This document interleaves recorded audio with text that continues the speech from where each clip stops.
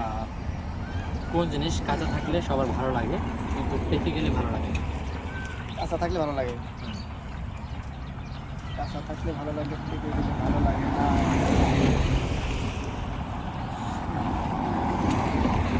4, 6, 8, আম, 9। না, পাস জানা করে নেই, দিল। জানা নেই। আচ্ছা দর্শক ভাইরা, পাস করে দিলে আপনারা পারলে অবশ্যই কমেন্ট করে জানাবেন।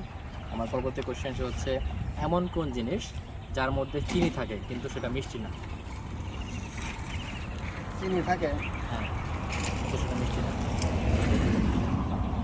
চিনি থাকে এমন কোন জিনিস চিনি থাকে?